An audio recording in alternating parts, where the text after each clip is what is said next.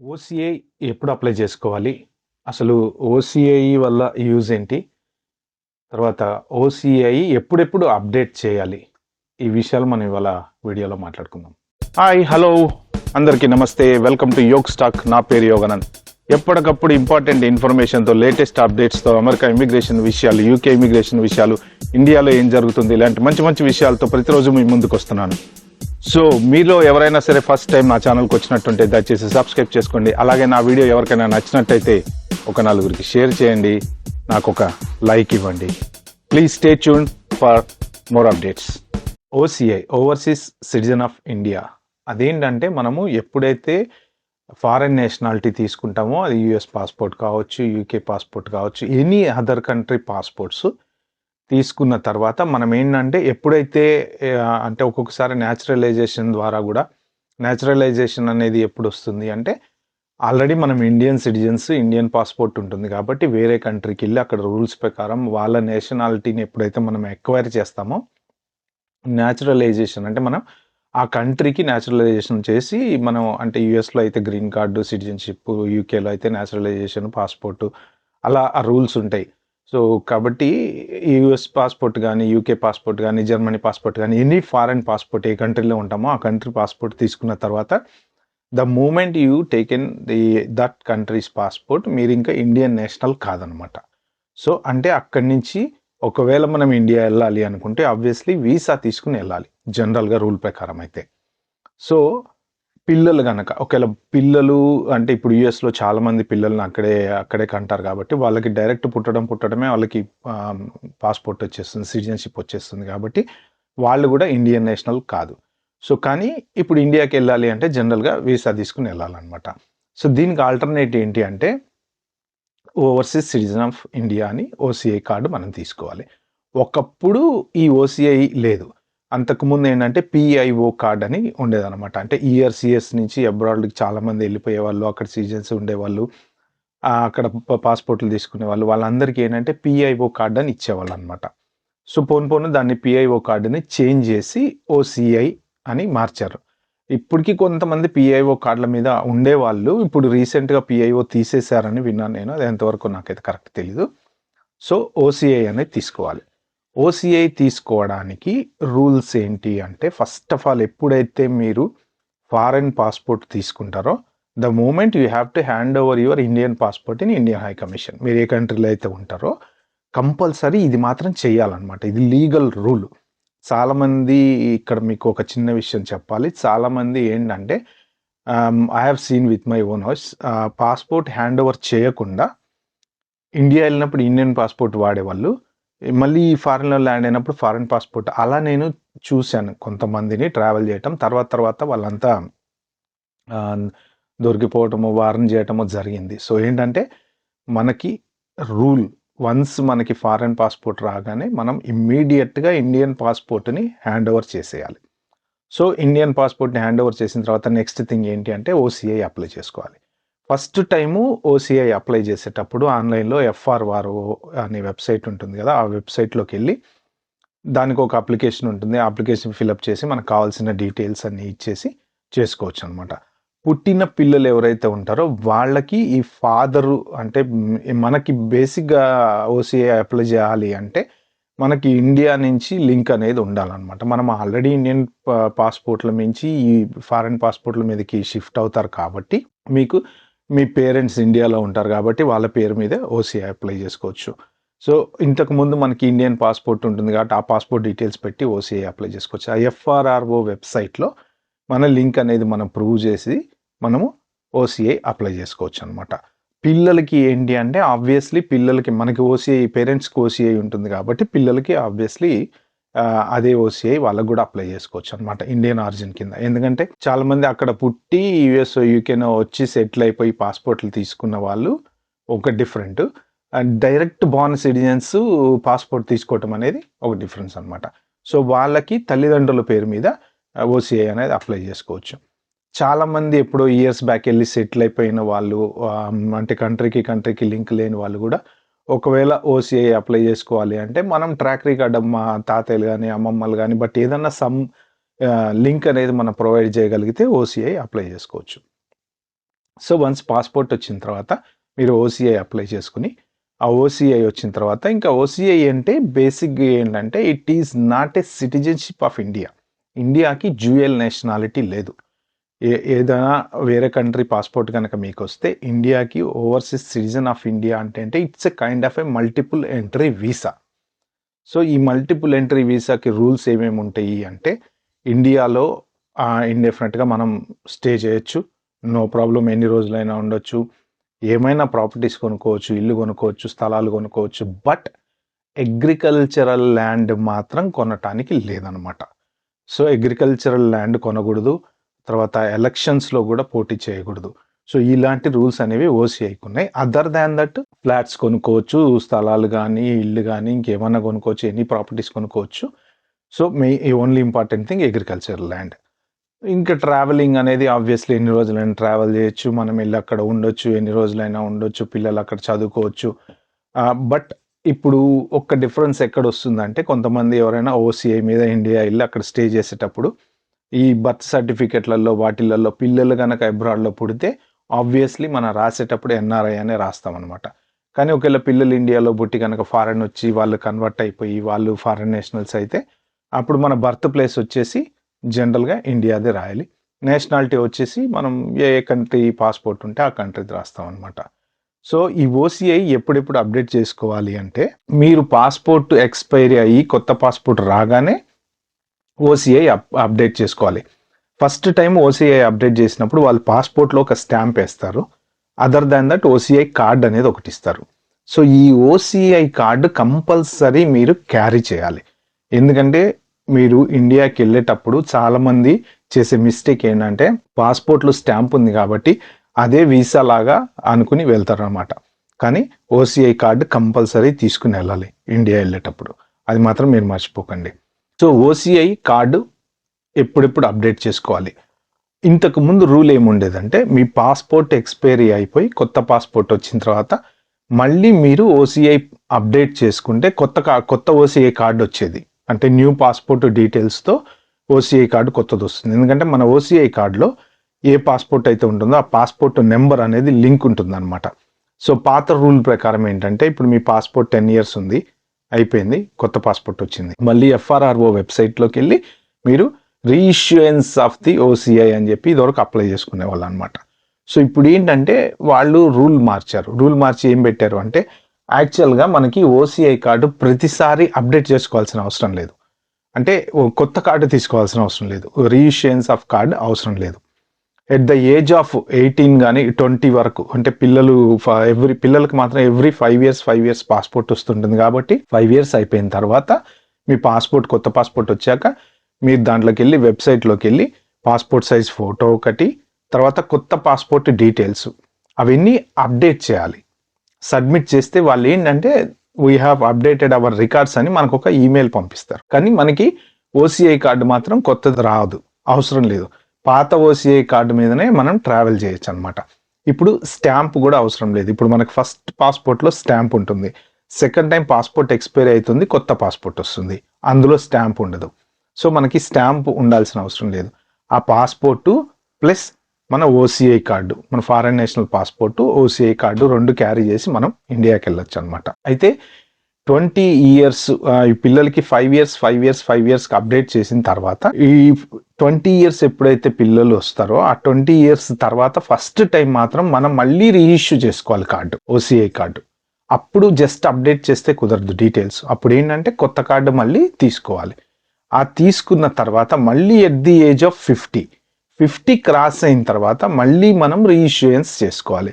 In between 20 to 50 years of ఏజ్లో ఎన్ని పాస్పోర్ట్లు మారినా సరే we can only update the passport details. So మనం ఆ కొత్త పాస్పోర్ట్ డీటెయిల్స్ పెట్టేసి మనం మళ్ళీ మన పేరు మీద ఒక ఫైల్ క్రియేట్ అవుతుంది. ఆ ఫైల్ క్రియేట్ అయిన తర్వాత వాళ్ళు మనకి రిప్లై పంపిస్తారు, అవర్ రికార్డ్స్ ఆర్ అప్డేటెడ్ అని. ఎందుకు ఈ రికార్డ్స్ అప్డేట్ అవుతాయి అంటే హైదరాబాద్లో కానీ అంటే మీరు ఇండియా నుంచి ఎక్కడ ఏ ఎయిర్పోర్ట్లో ట్రావెల్ చేసినా ఆ ఎయిర్పోర్ట్లో మినిస్ట్రీ ఆఫ్ ఎక్స్టర్నల్ అఫైర్స్ వాళ్ళ దాంట్లో మన డేటా అనేది ఉంటుందన్నమాట. అంటే ఈ ఓసీఐ గనక అప్డేట్ చేసుకోకపోతే ఇప్పుడు for example me passport expiry అయిపోయింది, కొత్త పాస్పోర్ట్ వచ్చింది, మీరు ఓసీఐ అప్డేట్ చేసుకోలేదు, మీరు ఇండియాకి వెళ్ళిపోయారు. ఓకే, ఎయిర్పోర్ట్లో మీ ఓసీఐ చూస్తారు. అక్కడ మీ పాత పాస్పోర్ట్ నెంబర్ ఉంటుంది. మామూలుగా స్కాన్ చేస్తారు కదా, ఇలా స్కాన్ చేసినప్పుడు మన డీటెయిల్స్ వాళ్ళ దగ్గర వస్తాయి. వచ్చినప్పుడు ఏంటంటే పాత పాస్పోర్ట్ నెంబర్ ఉంటుంది, కొత్త పాస్పోర్ట్ నెంబర్ వాళ్ళ దగ్గర ఉండదు. అప్పుడు మనకి ట్రబుల్ అనేది వచ్చే ఛాన్స్ ఉంది, మిమ్మల్ని అలో చేయకపోయే ఛాన్స్ కూడా ఉంది. ఓకే, తర్వాత ఒకవేళ ఆ టైంకి బాగానే ఉంది, పాస్పోర్ట్ అయిపోయింది, వెళ్ళిపోయారు, మీరు ఇండియా లేక పాస్పోర్ట్ ఎక్స్పైరీ అయిపోయింది, ఇండియాలో మళ్ళీ అక్కడ పాస్పోర్ట్ అప్డేట్ చేసుకున్నారు అనుకోండి, మీరు ఏదో ఒక యుఎస్ ఎంబసీయా యూకే ఎంబసీయా చేసుకున్న తర్వాత మీరు వెంటనే మళ్ళీ ఇమ్మీడియట్గా ఓసీఐకి అప్డేట్ చేసుకోవాలి. సో మీరు at the time of landing in India and at the time of leaving from India మీ ఓసీఐ రికార్డ్లో మీరు ఏదైతే పాస్పోర్ట్ క్యారీ చేస్తున్నారో ఆ పాస్పోర్ట్ నెంబర్ కంపల్సరీ వాళ్ళ డేటాబేస్లో ఉండాలి. అది మాత్రం 100% చూసుకోండి. చాలామంది ఏంటంటే పాస్పోర్ట్ ఎక్స్పైర్ అయిన తర్వాత అప్డేట్ చేస్తారు, కానీ ఓసీఐ చేయటం మర్చిపోతారు. కొంతమంది మర్చిపోతారు, కొంతమంది తర్వాత చేద్దాంలే అని వదిలేస్తారు. సో అలా వదిలేయటం మనం ఎక్కడో మర్చిపోతాము. చివరికి ల్యాండ్ అయినప్పుడు అనేది ట్రబుల్ అనేది స్టార్ట్ అవుతుంది. కాబట్టి ఏంటంటే very very important thing, passport expire అయిన తర్వాత ఫస్ట్ పాస్పోర్ట్ రాగానే ఇమ్మీడియట్గా చేయాల్సింది ఏంటంటే ఓసీఐ రికార్డ్స్ అప్డేట్ చేయండి. మీరు ఎటువంటి రీఇష్యూయన్స్ అయితే అవసరం లేదు కాబట్టి సింపుల్గా ఎఫ్ఆర్ఆర్ఓ వెబ్సైట్లోకి వెళ్ళి మిస్లేనియస్ సర్వీస్ అని ఒకటి ఉంటుంది. ఆ మిస్లేనియస్ సర్వీస్ క్లిక్ చేసిన తర్వాత మిస్లేనియస్ సర్వీస్లో కూడా 2 రకాలు ఉంటాయి. ఒకటి రీఇష్యూ ఆఫ్ ది ఓసీఐ కార్డా, లేదు ఇంకొకటి జస్ట్ అప్డేటింగ్ ద డీటెయిల్సా. రీఇష్యూ అనేది ఎప్పుడెప్పుడు అవసరం అవుతుంది అంటే ఇందాక నేను చెప్పినట్టు ఎట్ ద ఏజ్ ఆఫ్ 20, పిల్లలు 20 క్రాస్ అయినప్పుడు, మళ్ళీ ఎట్ ద ఏజ్ ఆఫ్ 50 మనం 50 క్రాస్ అయినప్పుడు, ఈ 2 టైముల్లో మాత్రం రీఇష్యూయన్స్. అదర్ దాన్ దట్ రీఇష్యూయన్స్ ఎప్పుడు అవసరం అవుతుంది అంటే if you lose your OCI card, by any chance me OCI card miss అయిపోయింది, మిస్ప్లేస్ అయిపోయింది, కనిపించట్లేదు, అట్లాంటి టైంలో ఏంటంటే మీ ఓసీఐ కార్డు మళ్ళీ మనం మిస్లేనియస్ సర్వీసెస్లోకి వెళ్ళి నా కార్డు పోయింది నాకు కావాలి అని అడగాలన్నమాట. కానీ మీరు ఒకవేళ ఓసీఐ కార్డు నెంబర్ మీరు మర్చిపోయారు, ఎక్కడ మీ దగ్గర డేటాబేస్లో లేదు, సేవ్ చేసుకోలేదు, పోయింది, జనరల్గా మీకు ఎఫ్ఆర్ఆర్ఓ సైట్లో మీ డీటెయిల్స్ ఎలా రిట్రీవ్ అవుతాయి అంటే మీ ఫారెన్ పాస్పోర్ట్ నెంబరు అండ్ మీ డేట్ ఆఫ్ బర్త్ కొట్టగానే మీ డీటెయిల్స్ అన్నీ వచ్చేస్తాయి. దాంట్లో మీ ఓసీఐ కార్డ్ నెంబర్ అనేది ఉంటుంది. బట్ సేఫ్ సైడ్ ఏంటంటే ఎప్పుడైనా కానీ ఒక కాపీ అనేది మనం పాస్పోర్ట్ కానీ లేకపోతే ఓసీఐ కార్డు కానీ ఒక కాపీ అనేది పెట్టుకోవడం మాత్రం బెటర్, సేఫ్ సైడ్ అనమాట. సో 20 years నుంచి 50 years మధ్యలో మీరు అప్డేట్ చేయాలి డీటెయిల్స్, అది మాత్రం మర్చిపోమకండి. ఇంకొక ఇంపార్టెంట్ థింగ్ ఏంటంటే ప్రాక్టికల్గా జరిగిన సిచ్యువేషను, పాస్పోర్ట్ మనము అప్లై చేస్తాం, ఏది మన ఎక్స్పైరీ అయ్యే టైంకి అప్లై చేస్తాం కదా. ఒక్కొక్కసారి ఏమవుతుందంటే for example February 2 me passport expiry అవుతుంది, మీకు ఒక 6 months ముందు నుంచే పాస్పోర్ట్ రెన్యువల్ చేసుకునే ఛాన్స్ ఉంటుంది. బట్ మనకు కుదరలేదో ఏదో చేయలేదో, సో ఆ లాస్ట్ మూమెంట్లోనో ఒక నెల ముందో 10 రోజుల ముందో మన అప్లికేషన్ February 2 మీ పాస్పోర్ట్ ఎక్స్పైరీ అయితే February ఎండ్కి మీ పాస్పోర్ట్ వచ్చింది అనుకోండి ఫర్ ఎగ్జాంపుల్. సో ఈ 30 days ఆఫ్ గ్యాప్ ఉంటుంది కదా, ఒకవేళ మీరు గనక ఇండియాలో ఉంటే ఆ పర్టికులర్ టైంలో మీరు ఇండియాలో పాస్పోర్ట్ అప్లై చేసి మీకు ఆ గ్యాప్ అనేది ఇండియాలో వస్తే మీరు ఆ గ్యాప్ని వాళ్ళకి ఇమీడియట్గా ఎఫ్ఆర్ఆర్ఓ వెబ్సైట్లోకి వెళ్ళి మీరు వాళ్ళకి ఈమెయిల్ పెట్టాలన్నమాట. ఏంటంటే ఈ పర్టికులర్ గ్యాప్ అనేది వచ్చింది, నా original passport so and so డేట్కి ఎక్స్పైరీ అయింది, నేను ఇన్ టైంలోనే అప్లై చేశాను కానీ డిలే అయింది. అది ఎందుకంటే మనము ఇప్పుడు ఇండియాలో పాస్పోర్ట్ అప్లై చేస్తే ఒకవేళ అది మళ్ళీ ఫారెన్కి వెళ్ళి ఫారెన్ నుంచి ప్రింట్ అయ్యి ఇండియాకి రావాలి. ఈ మధ్యలో జరిగే డిలేలో మన ఎక్స్పైరీ డేట్ దాటి కొంచెం లేట్ అవ్వచ్చు. ఈ గ్యాప్ ఏదైతే ఉందో ఆ గ్యాప్లో మనం ఇండియాలో ఎవరైతే పర్టికులర్ పర్సన్ ఇండియాలో ఉంటారో వాళ్ళు ఇల్లీగల్గా ఉంటున్నట్టు లెక్క అనమాట రూల్ ప్రకారం. ఎందుకంటే ఓసీఐ కార్డులో ఉండే పాస్పోర్ట్ నెంబర్ ఏమో పాతది, బట్ ప్రజెంట్ వచ్చిన పాస్పోర్ట్ నెంబర్ ఏమో కొత్తది. బట్ ఆ గ్యాప్ ఏదైతే ఉందో ఇది వెరీ క్రూషియల్ పాయింట్, మీరు గుర్తుపెట్టుకోండి, గ్యాప్ అంటారు దీన్ని. సో మీరు ఎన్నిసార్లు ఓసీఐ మిస్లేనియస్ అప్లై చేసినా సరే వాళ్ళు రిజెక్ట్ చేస్తూనే ఉంటారు. There is a gap in your passport అంటారు. గ్యాప్ ఇన్ యువర్ పాస్పోర్ట్ అర్థం చేసుకోవడానికి చాలా టైం పడుతుంది, చాలా మందికి అర్థం కాని క్వశ్చన్ అనమాట. గ్యాప్ ఏంటి అంటే మీ ఎక్స్పైరీ అయిన డేట్ దగ్గర నుంచి నెక్స్ట్ మీకు మళ్ళీ కొత్త పాస్పోర్టు కనుక ఈ డేట్ లోపు ఉండదు కదా, కొరియర్ లేట్ అయ్యో, ఇంకో లేట్ అయ్యో, ప్రింటింగ్ లేట్ అయ్యో, ఒక్కొక్కసారి బిజీగా ఉండి లేట్ అయ్యో అలా జరుగుతూ ఉంటాయి. ఈ గ్యాప్ని ఏం చేయాలంటే మీరు వాళ్ళకి ఈమెయిల్ పెడితే సో అండ్ సో డేట్ నుంచి so and so date, this is the reason my passport was delayed, I wanted to fill this gap, advise me అంటే వాళ్ళు ఏం చేస్తారంటే నెంబర్ ఆఫ్ డేస్ క్యాలిక్యులేట్ చేసి మీకు ఫైన్ వేస్తారు. అదో 5,000 3,000 4,000 ఎంతో ఉంటుంది. సో ఆ ఫైన్ ఏదైతే ఉందో మీరు పే చేసిన తర్వాత వాళ్ళు మీకు పే చేసినట్టు పంపిస్తారనమాట. ఇది మీరు సేమ్ ఇదే FRRO వెబ్సైట్లోంచి చేసుకోవచ్చు ఇవన్నీ.